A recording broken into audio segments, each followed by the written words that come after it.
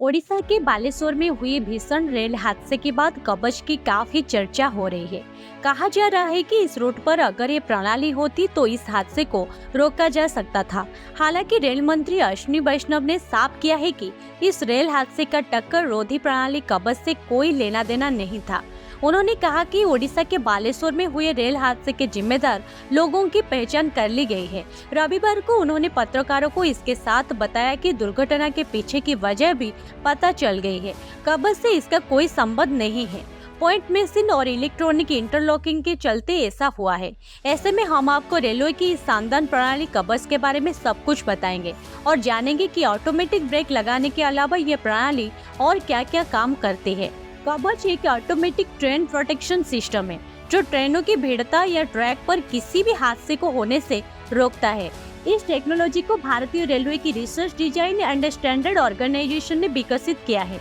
Train हादसे रोकने के लिए इस प्रणाली पर 2012 से काम किया जा रहा है। तब इसे ट्रेन कोलिजन अवॉइडेंस सिस्टम नाम दिया गया था। कवच एक ऑटोमेटिक ट्रेन प्रोटेक्शन सिस्टम को विकसित करने के पीछे देश में होने वाले रेल हादसों को रोकना था। इस सिस्टम को जीरो एक्सीडेंट लक्ष्य के तहत विकसित किया गया था।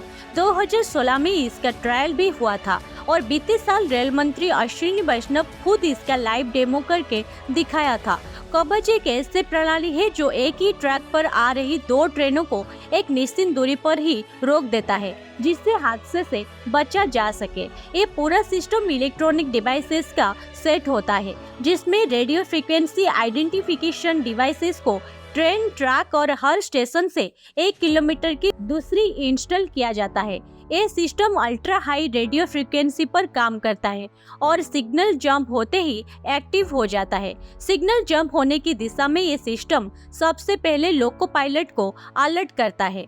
अगर एक ही ट्रैक पर दो ट्रेन आ रही है तो ये सिस्टम एक्टिव होकर ट्रेनों की मूवमेंट को मॉनिटर करता है और लगातार कंट्रोल रूम और स्टेशन को सिग्नल भेजता रहता है। ये सिस्टम सिग्नल जंप होने की दिशा में 5 किलोमीटर के दायरे में सभी ट्रेनों का संचालन बंद कर देता है। ब्रेक फेल होने की दिशा में भी ये सिस्टम एक्टिव होकर ट्रेन के ब्रेक पर कंट्रोल हासिल करता है और गति को नियंत्रण करता है।